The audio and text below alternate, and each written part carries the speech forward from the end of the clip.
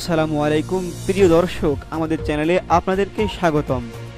শুরুতেই জানাবো আজকের আপডেট সংবাদ, এরপর থাকবে বিস্তারিত। প্রথমে জানাবো কিছুক্ষণের মধ্যেই গণভবনে সংবাদ সম্মেলন করবেন প্রধান উপদেষ্টা। এছাড়াও সংবাদ সম্মেলন ডেকেছে বিএনপি। সর্বশেষ গুরুত্বপূর্ণ আপডেট, বিএনপিকে তুড়ি মেরে উড়িয়ে দেওয়া যাবে না, মির্জা ফখরুল।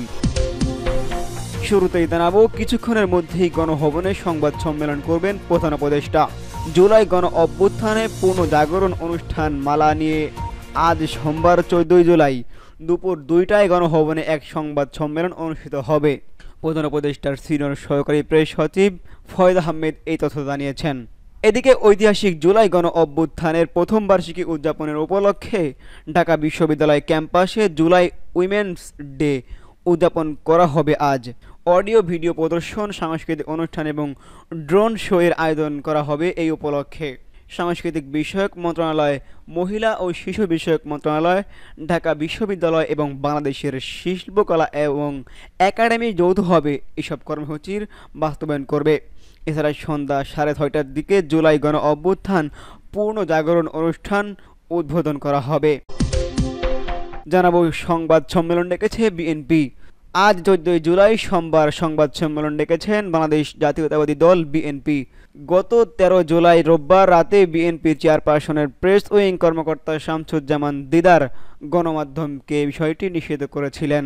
তিনি জানান, আজ 14 জুলাই সোমবার সকাল 11টায় বিএনপি চেয়ারপারসনের গুলশানের রাজনৈতিক কার্যালয়ে সংবাদ সম্মেলন করবে বিএনপির মহাসচিব মির্জা ফখরুল ইসলাম আলমগীর।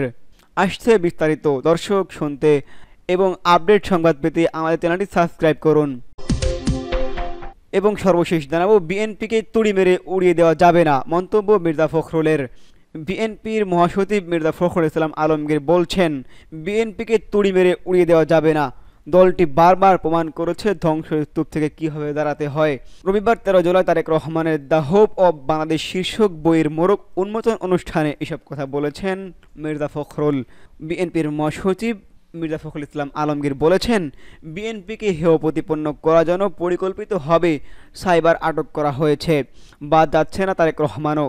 এসব মোকাবিলায় মেধার লড়াইয়ে কোনো বিকল্প নেই। শারীরিক নির্যাতন থেকে শুরু করে পরিস্থিতি প্রতিকূল সব কিছুই মোকাবিলা করে তারেক রহমান আজ অনন্য উচ্চতায়। বিএনপির নামে যে অপপ্রচার চালানো হচ্ছে তা সুপরিকল্পিত চক্রান্ত বলেও দাবি করছেন তিনি।